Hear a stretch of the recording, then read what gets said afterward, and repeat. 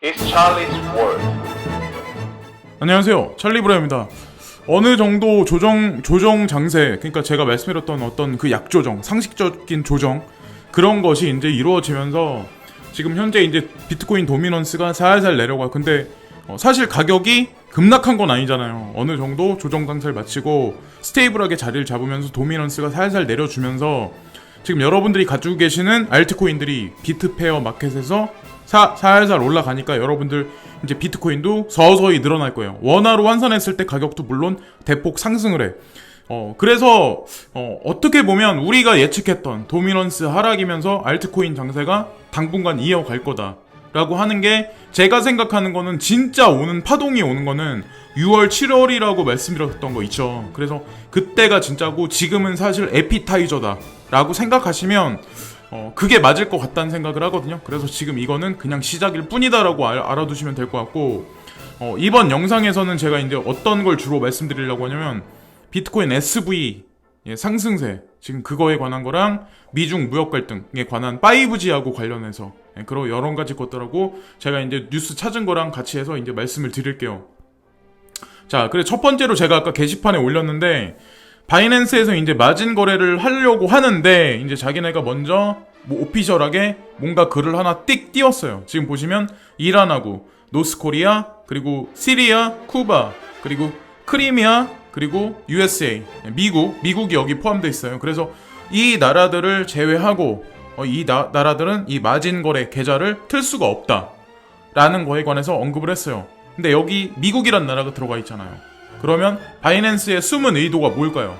우리가 여기서 한번 어떤 일면을 한번 봐야 되는 거예요.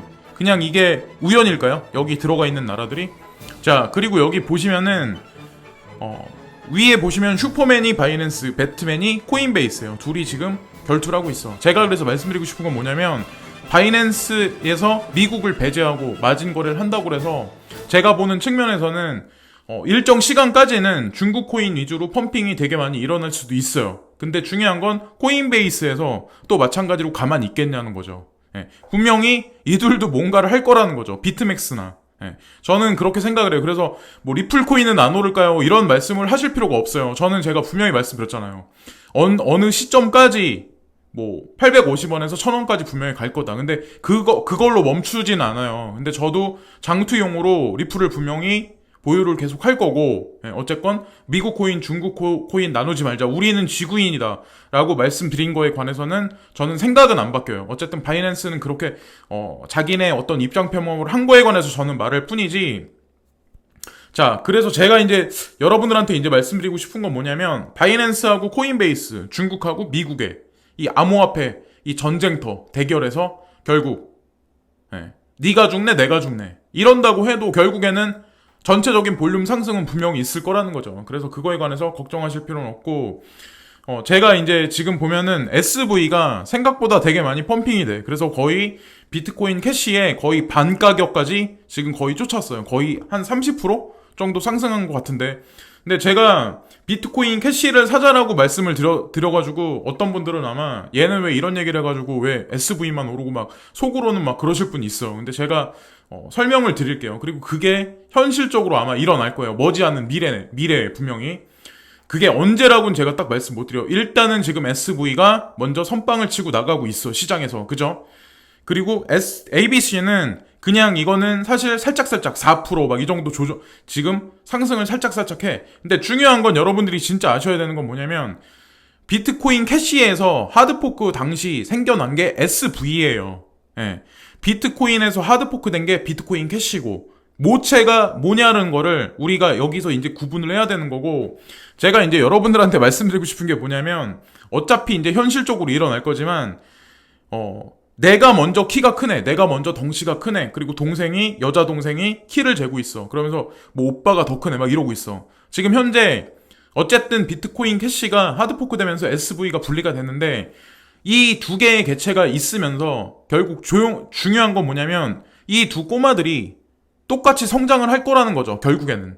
그렇다고 제가 말씀드리고 싶은 건 뭐냐면, SV가 먼저 선빵을 치고 나가긴 하지만 언제라고는 제가 말씀 못 드려요. 그게 이번 주 내가 될 수도 있고 다음 주가 될 수도 있는데, 그러니까 다음 달이 될 수도 있는데, 분명히 우리가 생각하는 것보다 비트코인 캐시가 랠리를 되게 많이 할 확률이 높아요. 그러니까 주거니 받거니 이러면서 어쨌든 이 볼륨감은 계속해서 상승할 거다. 그거에 관해서 이제 한 번 더 말씀을 드리는 거고, 그래서 너무 닥쳤던 게 지붕 쳐다본다, 이런 심정을 가지실 필요는 분명히 없다는 거죠. 저도 이게 그걸 쓱 보고 있으면 내가 왜 SV를 팔았지? 이런 생각을 해요. 사람이기 때문에.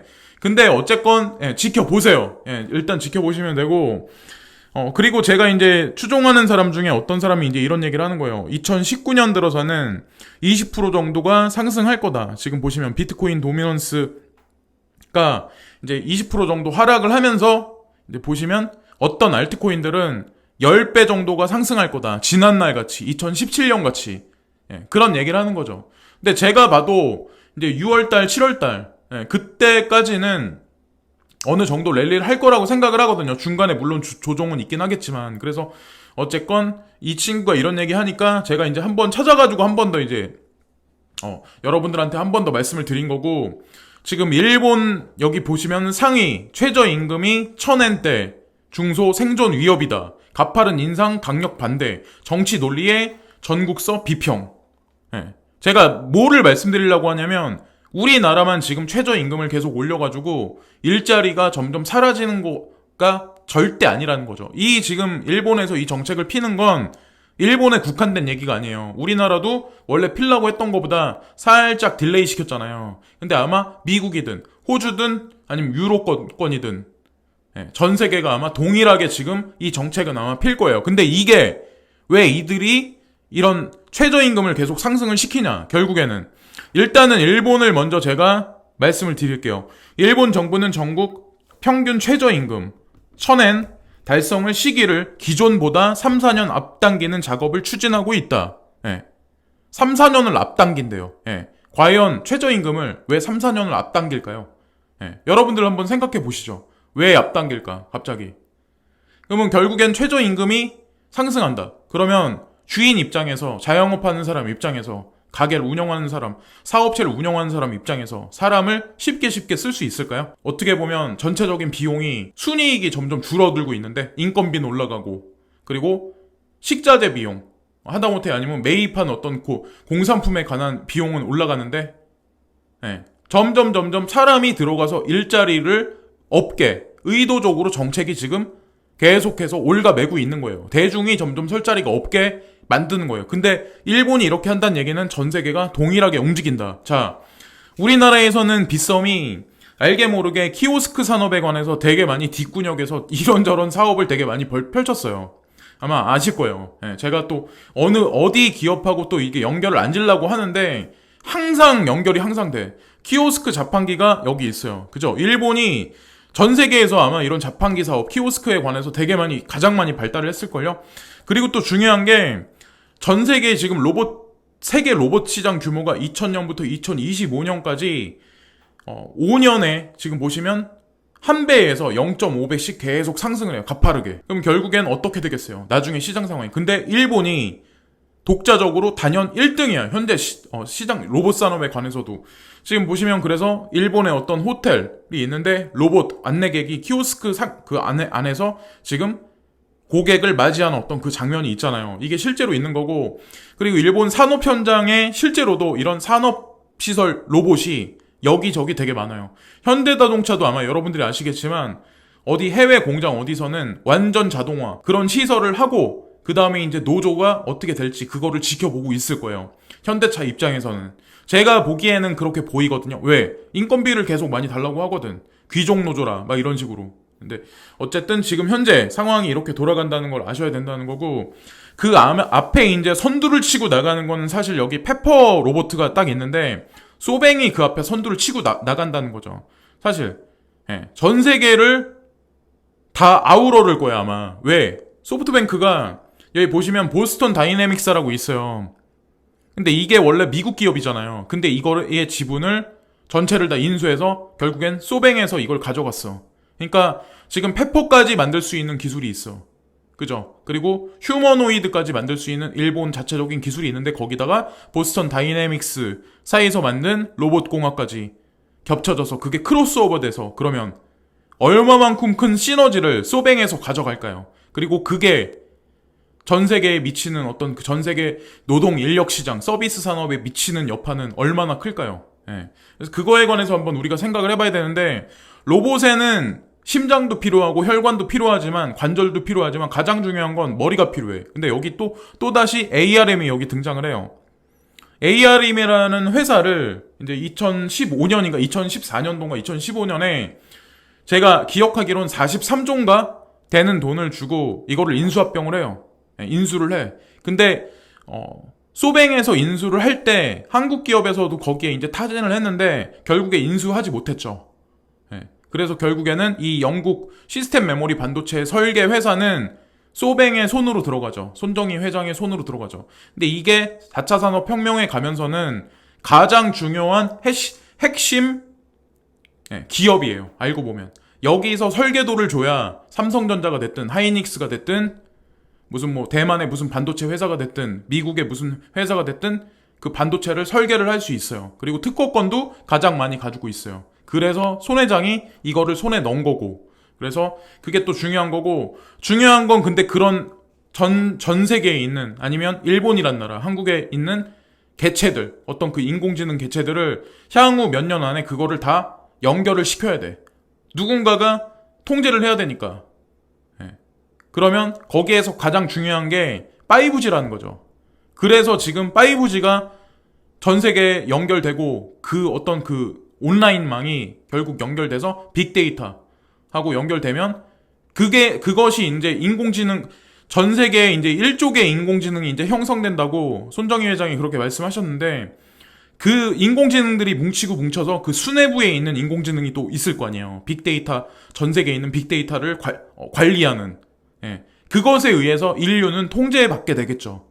지금 현재는 우리가 피부적으로 느낄 수 없지만, 근시안적인 어떤 미래에 분명히. 자, 그러면 5G하고 관련된 어떤 뭐 여러 가지 자동차도 있어요. 자율주행차, 무슨 어떤 쉐어하는 그런 차, 그리고 주택에 관해서도 뭐 가전제품 막 이런 거 전체가 다. 자, 그러면 5G 패권을 누가 잡냐가 사실은 전 세계 어떤 그 패권을 잡냐를 사실 좌지우지하는 거예요. 그래서 미국에서 중국이 사실 현재까지는 5G 시장 점유율이 30% 가까이 돼요. 아마 아시겠지만. 그리고 스마트폰 시장에서도 아마 그냥 만약 내버려 두면 올 3분기, 4분기에 가면 지금 화웨이가 삼성전자를 아마 넘어설 확률이 되게 높아요. 그랬기 때문에 미국에서는 그 꼴을 못 보기 때문에 사실 제재를 되게 많이 하는 거야. 전 세계에 있는 모든 국가들한테 도와달라. 너네들 화웨이 배제해. 자, 그래서 화웨이와 거래 중단한 글로벌 기업들이 여기 나오기 시작을 해요. 트럼프 대통령이 이제 명령을 했죠. 구글에다가, 인텔에다가, 그리고 브로드컴에다가 지금 인피, 그리고 인피니온, 독일 회사, 그리고 일본의 소프트뱅크. 그러니까 여기에 또 보면 영국의 ARM이 또 들어가고, 그리고 영국에서 보다폰이 들어가요. 원래는 8월인가 6월 달에 화웨이 5G 폰까지 원래 시판하기로 원래 결정이 돼 있었어요. 보다폰에서. 근데 그것도 취소시킨 상태죠. 현재 상태가. 그리고 대만에서도 지금 보시면 중화텔레콤, 그리고 5대 이동통신사에서 마찬가지로 이거에 관해서 배제하기로 결정돼 있어요. 지금까지는. 지금 현재까지는. 그래서 지금 현재 이렇게 되고 있다. 근데 중요한 건 제가 이제 그런 말씀을 드렸죠. 여러분들한테. 이제 6월달 들어가면서는 뭔가 반전 드라마의 뉴스가 분명히 나올 거다. 극도의 어떤 혼란한 상황, 극도의 어떤 한쪽이 밀어붙이는, 지금 트럼프 대통령이 중국을 밀어붙이는 그런 형상이 나왔는데, 두 발짝 앞으로 나가고 그 다음에 한 발짝 물러날 거다. 그래서 그 뉴스는 분명히 나오지 않았어. 근데 오늘서부터 이런 뉴스가 슬슬 나오기 시작을 하는 거예요. 아직 이번 달이 지나지도 않았는데 5월 29일 날 화웨이가 세계에서 5G 계약을 42건을 수주했다. 지금 이 와중에. 그래서 사람들은 이런 생각할 수 있어. 42건 정도면 별것도 아니겠지. 근데 이거는 스마트폰을 한 대 두 대 파는 게 아니잖아요. 이 계약을 체결한다는 얘기는 그 지역망이나 그 국가에 대한 얘기예요. 사실 그럼 42건 수주. 이걸 보세요. 근데 여기 이걸 보셔야 되는데, 화웨이가 수주한 5G 구축 사업건을 지역별로 보면 유럽이 25건으로 가장 많았고, 또 하물며 유럽이야. 거기다가 다음으로 중동이 10건. 그럼 여기서 5G 쓸 정도 나라면 중동에서 어느 나라일까요? 여러분들 생각을 해보세요. 못 사는 나라가 화웨이한테 이런 요청을 했을까요? 5G망에 관해서 자기네 설치해달라 이런 식으로. 그리고 아시아, 태평양 지역 6건 등의 순위였다 이렇게 나왔어요. 예. 그러니까 저는 지켜보자고 저는 여러분들한테 말씀을 드린 게요. 한쪽에 일방적으로 그렇게 막 유튜버들 막 이런저런 사람들 떠드는 거에 너무 거기에 눈과 귀를 멀지 마시고 지켜보자라고 제가 말씀드렸고, 반전이 있을 거다 말씀드렸고, 자, 이거는 안드로이드 대체할 화웨이의 운영체제 홍멍이 6월 출시한다. 이것도 또 이상하게 5월 29일 날 나왔어. 네. 그러니까 이상하다고 생각 안 하세요? 자, 그리고 이걸 내용을 보셔야 되는데, 화웨이는 또 우리는 구글과 다른 사람들과의 관계가 강하고 또 관계를 망치고 싶지 않기 때문에 OS를 시장에 선보이기를 원하지 않았으나 부득이 다음 달에 새로운 운영체제를 내놓을 것이라고 덧붙였다. 여기서 이 얘기는 사실 구글하고의 관계를 끊지 않겠다는 얘기예요. 사실 알고 보면. 근데 여기서 더 자세히 나와. 새로운 운영체제는 안드로이드하고 작동하고 스마트폰, 태블릿, TV 및 스마트워치와 같은 장치와 호환되는 모든 응용 프로그램에 작동할 것이다. 하지만 구글 플레이 스토어에 있는 모든 앱도 홍멍에서 사용할 수 있는지 여부는 아직 확실치 않다. 여기는 확실치 않다라고 나왔죠. 근데 이 결과가 어떻게 나온지도 이제 6월달 들어서 한번 지켜보세요. 그래서 우리가 보이는 게 다가 아니라고 제가 분명히 말씀을 드렸고, 더 웃긴 거는 WTO로 간 화웨이, 그래서 중국이 미국 안보 예외 규정 남용했다라고 이번에 WTO에다가 제소를 했어요. 근데 예전 같으면 미국에서 그렇게 하면 중국에서 그냥 찌그러져서 옆으로 막 그랬지, 요즘같이 막 이럴 땐 없었어요. 너네 그래 해봐? 그럼 우리도 한다. 지금 이런 식으로 나오잖아 얘네가. 자, 근데 13일에도 WTO 홈페이지에 WTO 개혁 제안을 올렸다. 중국은 국가안보 예외 규정 남용과 WTO 규정에 어긋나는 일방적인 무역 조치의 잘못된 사용은 국제 무역 질서에 큰 타격을 줬다고 주장한 바 있다. 라고 여기 나와요. 그럼 자, 우리가 여기서 볼 관점이 뭐냐면, WTO는 원래는 미국 입김이 되게 세. 근데 만약에 WTO에서 뭐라고 얘기를 하는지에 관해서 결론이 나면 또 이제 웃긴 상황이 발생할 수 있다는 거죠. 6월달 들어서는. 뭐 아직 딱 벌어진 일은 아니지만. 그때 가서 이제 여러분들은 판가름을 정확히 내리시면 돼. 근데 한국 같은 경우는 미국 화웨이 거래 중단 요청했는데 삼성, SK, LG가 당장 계획 없어. 이렇게 바로 발표를 했어요. 이것도 가만히 보세요. 그러니까 우리나라 입장에서는 사람들이 봤을 때 왜 이거 배제 안 하냐, 내쳐라 이럴 수 있어. 근데 그거는 개인들이 가진 잘못된 이데올로기나 이념에 관해서 거기 세뇌되고 밀착돼서 그런 거지, 사업가적인 관점 있죠. 사업적인 어떤 그 관점으로 이성적으로 판단했을 때는 중국 시장을 놓칠 수 없거든. 여기서 만약에 잘못해서 끊어버리잖아요. 우리나라 같은 입장에서는 미국이냐 중국이냐 이거를 잘 지금 판가름을 해야 돼. 그러면 대세에 관해서 이제 한국 같은 경우는 붙겠죠. 근데 사람들은 거기에 관해서 말을 많이 해. 왜? 개인이 보는 측면하고 국가 기관 관계자들 정도면 그 사람들이 뭐 학벌이 됐건 뭐가 됐건 제가 생각했을 때는 더 뛰어나다고 생각을 하거든요. 그 사람들이 어떤 뭐 위치에 있던. 그러니까 저는 그런 생각을 해요. 누가 누구를 욕을 해. 뭐 정책 관계자를 누가 누굴 욕을 해. 근데 막상 뒤집어 까서 역지사지 해보세요. 그럼 그게 내 마음대로 되나? 정치라는 거 아니면 그 사업이라는 게. 그러니까 항상 그런 식으로 생각해야 된다고 저는 생각하거든요. 근데 사업가적인 관점에서 이성적으로 판단해서 보면 분명히 삼성이나 SK나 LG도 뭔가 있기 때문에, 그리고 한국이란 나라 정책 이반자도 뭔가 있기 때문에 지금 이런 식으로 그냥 중립적인 어떤 포지션을 취하는 거다라는 거에 관해서 우리는 생각을 해야 된다는 거죠. 자, 그래서 저는 올해도 안 가. 이 결과가 나오는 거는 저는 6월달 6월에 개봉 박두가 할 거다. 자, 여기 어떤 사람이 죽느냐 사느냐에 관해서 총을 머리끝에 들고 죽느냐 사느냐까지 가는 거죠. 화웨이가 살아나냐 죽느냐, 그거에 관한 판가름이 곧 나올 거예요. 저는 금값에 관해서도 작년 이제 7월달부터 계속해서 이건 아니다라고 외쳤는데, 아마 여러분들도 아마 아실 거예요. 유튜버들, 그러니까 암호화폐 관련한 유튜버들도 그때는 만약에 금융위기가 오면 금은값이 오를 거다, 사도라, 이런 얘기를 계속 했었어. 그러니까 그 사람들은 미국이 이길 거다라는 얘기를 방송 중에도 아마 되게 많이 했을 거예요. 주기적으로 계속해서. 근데 저는 반대로 계속 욕을 먹으면서도 계속 제 고집을 부렸지.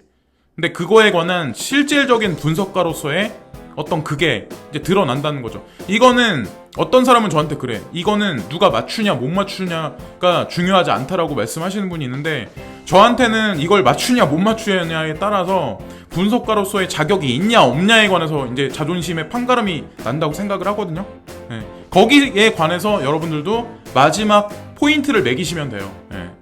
지금까지 찰리 브라운이었고요. 예. 오늘도 구독과 좋아요 부탁드리고 항상 감사합니다. 좋은 밤 되시고, 다가오는 6, 7월에는 극대화된 어떤 수익률을 분명히 암호화폐 시장에서 가져가실 수 있으니까 너무 막 고심하시고 막 이러지 마시고, 그리고 비트코인 캐시 왜 안 가 이러지 마시고, 그러니까 그 기회는 분명히 와요. 그러니까 제가 아까도 말씀드렸죠. 그러니까 가만히 그냥 조용하게 그냥 잘 주무시면 돼요. 오늘 밤도 마찬가지로 저도 이제 그냥 잘 잘 거거든요. 네. 항상 감사합니다.